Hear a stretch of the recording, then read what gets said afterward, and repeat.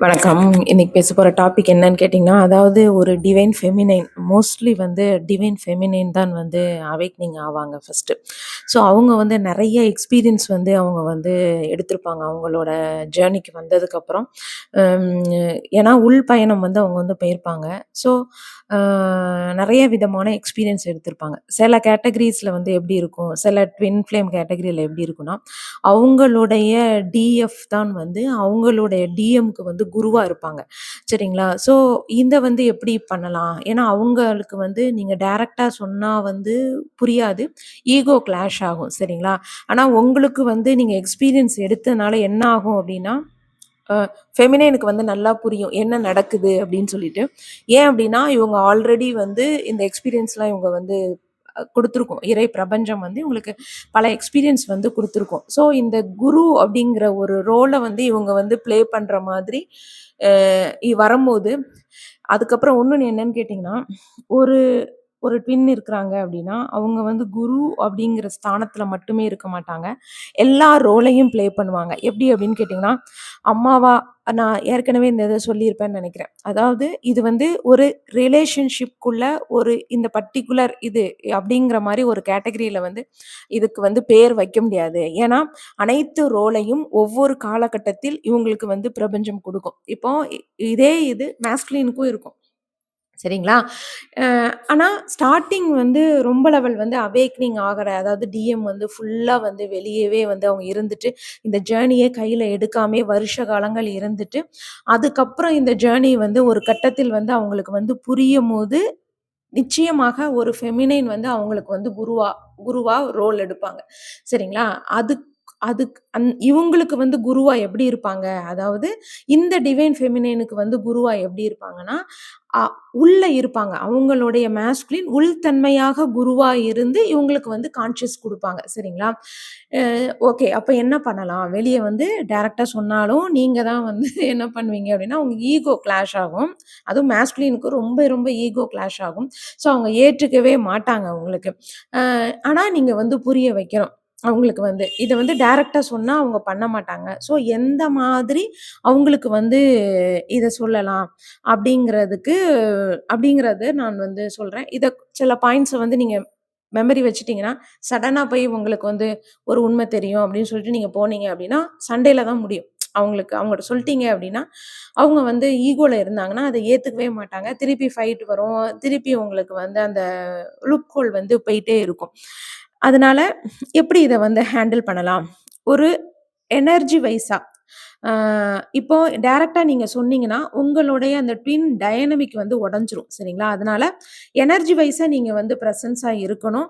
ஆ mirror வழியா தான் வந்து நீங்க வந்து அத வந்து காட்ட முடியும். உங்களோட ட்வின்னுக்கு. அப்போ என்ன பண்ணணும்னா, நான் வந்து போதிக்க அப்படின்னு சொல்லிட்டு அ வந்திருக்கேன் அப்படின்னு சொல்லிட்டு டைரக்ட்டா சொல்லக்கூடாது. சிம்பிளா என்னன்னா, டைரக்ட்டா நீங்க சொல்லக்கூடாதுங்க. அது சொன்னீங்க அப்படின்னா, நிச்சயமாக உங்களோட பின்னோட டைனமிக் வந்து உடையும். சரிங்களா?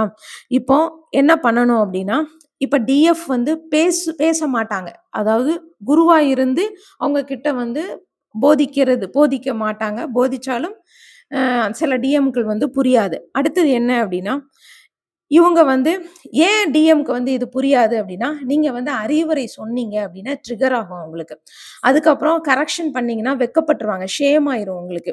அதுக்கப்புறம் டீச்சிங் நீங்க குடுத்தீங்க அப்டின்னு சொன்னீங்கன்னா, அவுங்க என்ன நெனச்சுப்பாங்கன்னா, நம்மள வந்து கண்ட்ரோல் பண்றா அப்டின்னு சொல்லிட்டு நீங்க வந்து அவுங்க நெனச்சுப்பாங்க. ஸோ இவ்ளோ இது வந்து நீங்க டைரக்ட்டா அவுங்க கிட்ட போயி நீங்க ஏதாவது அறிவுரை சொல்றதோ, இல்ல நீ தப்பு அப்டின்னு கரெக்ஷன் பண்றதோ, இல்ல நீங்க வந்து டீச்சிங் பண்றதோ இருந்தால், அவுங்களுக்கு வந்து என்ன ஆயிரும்னா ட்ரிகர், ஷேம் கண்ட்ரோல்ல எடுக்குறான் நம்மள அப்படிங்கிற மாரி அவங்க வந்து நெனச்சுப்பாங்க. ஸோ இத எப்படி ஹேண்டில் பண்ணலாம் அப்படின்னா, நான் உனக்கு வந்து என்னலாம் செய்யக்கூடாது. அப்போ என்னென்ன பண்ணக்கூடாது அப்படின்னா, அவங்கள போய் வந்து நீ ஹீல் ஆகணும், ஹீல் ஆகணும், ஹீல் ஆகணும் அப்படின்னு சொல்லக்கூடாது. உனக்கு ஒண்ணுமே புரியல அப்படின்னு சொல்லக்கூடாது. நான் இதெல்லாம் கடந்து வந்துட்டேன் அப்படின்னு டைரக்ட்டா சொல்லக்கூடாது. இதுதான் டிஎஃப் ஓட ட்ரூத். அதாவது என்ன பண்ணக்கூடாது, நீ ஹீல் ஆகணுங்கிறத அவங்களுக்கு சொல்லக்கூடாது. உனக்கு ஒண்ணும் புரியவே இல்ல அப்படிங்கிறத சொல்லக்கூடாது. நான் இதெல்லாம் கடந்து வந்துட்டேன் அப்படிங்கிறதையும் நீங்க என்ன பண்ணக்கூடாது, டைரக்ட்டா போய் அவங்க கிட்ட வந்து சொல்லக்கூடாது. இதெல்லாம் வந்து ஒரு டிஎம் கேட்டுட்டாங்க அப்படின்னா, அவங்க வந்து குளோஸ் ஆயிருவாங்க. ஈகோ வந்து டிஃபெண்ட் ஆயிரும். ரன் மோடுக்கு வந்து போயிருவாங்க. அகைன் என்ன பண்ணுவாங்கன்னா ஓடிருவாங்க. இப்போ மிரர் லாங்குவேஜ வந்து பயன்படுத்தணும் இதுக்கு. எப்படி அப்படின்னா, டீச்சிங்க வந்து டைரக்ட்டா வந்து சொல்லக்கூடாது. அது வந்து ஷேரிங்கா வந்து இருக்கணும். சரிங்களா? ஷேர் பண்ணணும் நீங்க. அப்போ எனக்கு வந்து ஒரு காலத்துல வந்து இப்படிதான் இருந்தது. இப்படிதான் நடந்தது. இதுல நான் வந்து சிக்கியிருக்கேன். அதுக்கப்புறம் தான் எனக்கு வந்து கிளியர் ஆச்சு. இத இப்படிதான் நீங்க வந்து பண்ணணும். சரிங்களா? அதாவது நிச்சயமாக ஒரு ஸ்டேஜ்க்கு நீங்க எல்லாமே வந்து அவேக்கனிங் ஆகும்போது, அனைத்து எக்ஸ்பீரியன்ஸும் டிவைன் ஃபெமினின் வந்து பட்டிருப்பாங்க. இதுல வந்து அ எல்லாமே கடந்து தான் வந்திருப்பாங்க. அப்ப கடந்து வரம்போது அப்போ உங்களுக்கு தோணிரும். இவங்க எந்த ரூட்டுக்கு இவங்க இவங்க அவேக்கனிங் ஸ்டேஜ்ல இருக்கும்போது, நீங்க அவங்கள பார்த்த உடனே என்ன பண்ணுவீங்கன்னா, கண்டுபிடிச்சுருவீங்க எனர்ஜி லெவல்ல. நீங்க வந்து இல்ல இதுதான் இப்படிதான் நடக்க போகுது. இதுக்கு தான் வந்து நானா இதுல சிக்கியிருக்கேன் நானு. அதுக்கப்புறம் தான் நான் வந்து கிளியர் ஆச்சு. அப்போ ஆல்ரெடி உங்களுக்கு எக்ஸ்பீரியன்ஸ் இருந்திருக்கு. ஸோ எல்லா விதமான எக்ஸ்பீரியன்ஸையும் நீங்கள் அனுபவம் தான் ஒரு மனிதனுக்கு வந்து பாடம் புகட்ட முடியும்.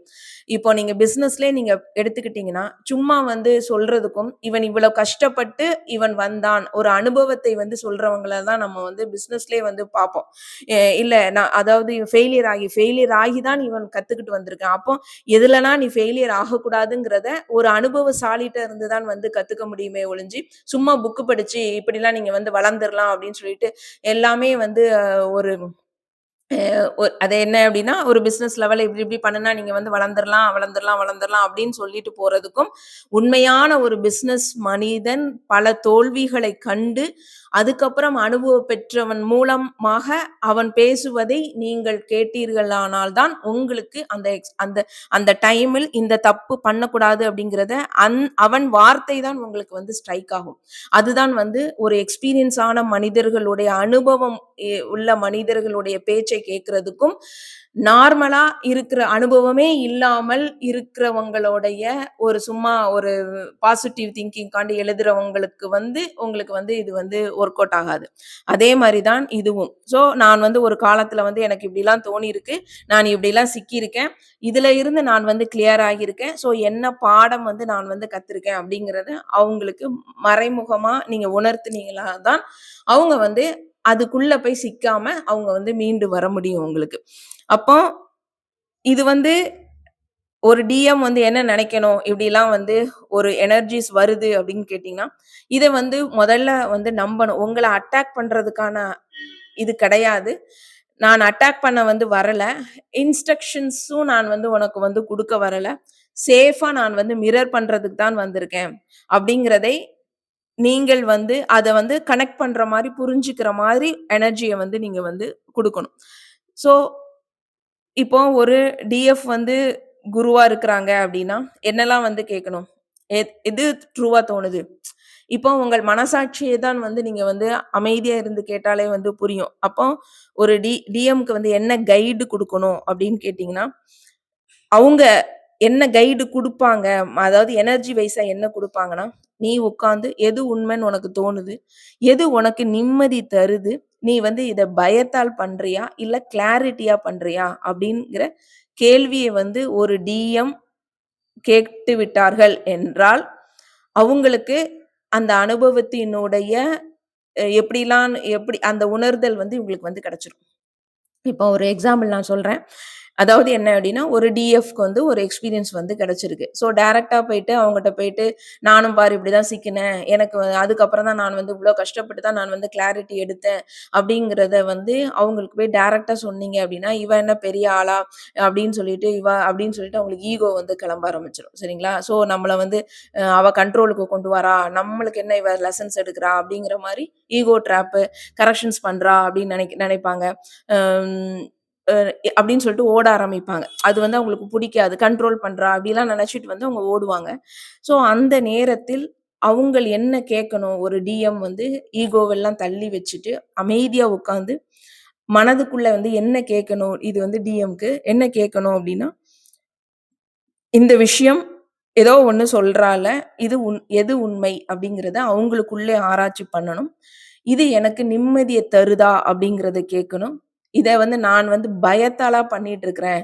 இல்ல நல்ல கிளாரிட்டியா நான் வந்து பண்றேனா? இந்த மாதிரி சின்ன சின்ன கேள்விகள் அவங்களுக்குள்ள கேட்கும்போது, ஈகோ வந்து எழும்பாம அவங்களுடைய மனசாட்சி வந்து அவங்களுக்கு வந்து பதில் சொல்லும். ஸோ, அந்த ஒரு பிரச்சனை அப்படின்னு இருந்துச்சு அப்படின்னா, டிஎஃப் சொல்றது கரெக்ட்டா? என்னன்னு சொல்லிட்டு இவுங்க வந்து அலசி ஆராய்ஞ்சு இவுங்க வந்து புரிஞ்சுப்பாங்க. சரிங்களா? அப்போ அவங்களுடைய இன்னர் மாஸ்குலின் வந்து ஆக்டிவேட் ஆக ஆரம்பிச்சுரும். இந்த மாரி அமைதியாக உட்கார்ந்து ஒருத்தங்க சொல்றதை வந்து கவனிச்சு, உள்தன்மையில் அவங்கள் இந்த கேள்விகளுக்கெல்லாம் விடை கண்டுபிடிக்கும்போது, அந்த டிஎம் உடைய இன்னர் மாஸ்குலின் வந்து ஆக்டிவேட் ஆகும். சரிங்களா? அப்படி இல்லையா, சில டிஎம்ஸ் வந்து ரொம்ப ரொம்ப ஈகோவா இருக்கிறாங்களா, அவங்களால வந்து அவங்கள வந்து கண்ட்ரோலே அவங்க நீங்க சொல்லி பார்க்குறீங்க கேட்கல, எனர்ஜி வைஸ் வந்து கேட்கலன்னா, பெட்டர் நீங்க வந்து சைலன்ஸ் ஆயிருங்க. சரிங்களா? அமைதி ஆயிட்டீங்க அப்படின்னா, அதுதான் மிகப்பெரிய சக்தி வாய்ந்ததா இருக்கும். அமைதி அப்படிங்கிறது தான் சக்தி வாய்ந்ததா இருக்கும். இதை சில டிஎஃப் எடுக்கிறது வந்து ரொம்ப ரொம்ப கஷ்டம் தான். ஆனால் ஒரு டிஎம் புரிஞ்சுக்கணும் அப்படின்னா, அதை கையில எடுப்பதில் வந்து தப்பு கிடையாது. எதுக்குமே ரியாக்ட்டே பண்ணாதீங்க. எதுக்குமே சேஸ் பண்ணாதீங்க. ஓவர் எக்ஸ்ப்ளனேஷன்ஸ் குடுக்காதீங்க. அப்ப அந்த டிஎம் இந்த அதாவது ஈகோவின் உச்சத்தில் இருக்கிற ஒரு டிஎம், இவள் ஏன் வந்து இவ்வளவு அமைதியா இருக்கிறா? அப்படிங்கிறதே அவங்களுக்கு ஒரு லெசன்ஸா வந்து புரியறதுக்கான வாய்ப்பு இருக்கும். ஸோ, சைலன்ஸ் வந்து ரொம்ப ரொம்ப முக்கியம். ஒரு ஃபெமினைன் கேரக்டர் மிகப்பெரிய ஒரு ஈகோ பேஸ்டு மாஸ்குலின் கிட்ட இவங்க சைலன்ஸ வந்து எடுத்தாங்க அப்படின்னா, இவங்களுக்கு வந்து அந்த குருவோட தன்மையை வந்து குடுத்துருவாங்க அவங்களுக்கு. சரிங்களா? ஸோ இதுவும் ஒண்ணு. இன்னொரு என்ன அப்படின்னா, பவுண்டரீஸ் வந்து செட் பண்ணணும். என்ன அப்படின்னு கேட்டீங்கன்னா, நான் வந்து ஒரு ஹையஸ்ட் டீச்சிங் அதாவது டிஎஃப் வந்து எனக்கு தான் வந்து நான் அலைன்ட் இல்லை. நான் வந்து இதுல வந்து இருக்க மாட்டேன். எனக்கு வந்து ஜஸ்டிஃபிகேஷன்ஸ் கிடையாது.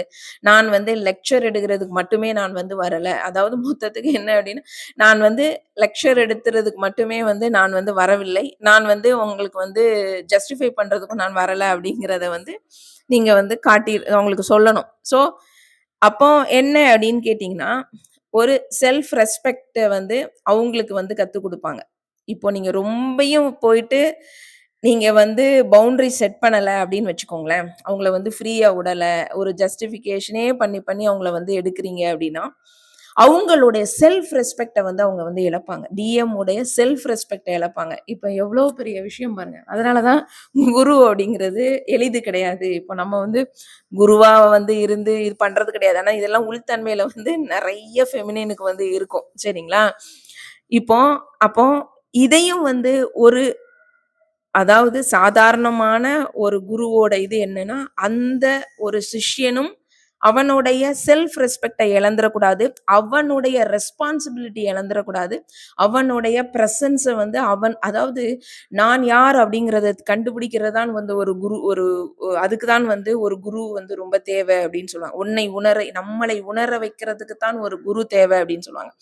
இதை வந்து இதை செய்யறம்போது அப்போ என்ன அப்படின்னா நான் வந்து இதுல வந்து கிடையாது அப்படிங்கிறத நீங்க வந்து ஒரு பவுண்டரீஸ் எனக்கு வந்து இது மட்டுமே எனக்கு வேலை கிடையாது அப்படிங்கிறத நீங்க பவுண்டரீஸ் செட் பண்ணீங்கன்னா, அந்த டிஎம்க்கு வந்து என்ன என்ன கிடைக்கும் அப்படின்னா, அவங்களுக்கான ஒரு செல்ஃப் ரெஸ்பெக்ட் கிடைக்கும். அவங்களுக்கான இல்லன்னு வச்சுக்கோங்களேன், அவங்க வந்து பெண் தன்மையில இருந்து அவங்க மாறவே மாட்டாங்க. அவங்க ரெஸ்பான்சிபிலிட்டி அவங்க வந்து கையில எடுத்தே ஆகணும். இது வந்து டிமிக்கி குடுத்துட்டு ஓடுறது கிடையாது. என்னைக்கு ஒருத்தன் நான் யார் அப்படிங்கிறதை ஒரு குரு மூலமா உணருதான் அப்படின்னா, அவனுக்கு வந்து செல்ஃப் ரெஸ்பெக்ட் வந்து அந்த குரு குரு உண்மையான குருவே வந்து இத கத்துக் குடுக்குறதுக்காண்டி, அவங்க பல பவுண்டரீஸ் வந்து செட் பண்ணுவாங்க. எப்படின்னா, அவன் செல்ஃப் ரெஸ்பெக்ட்டோட அவன் இருக்கட்டும்.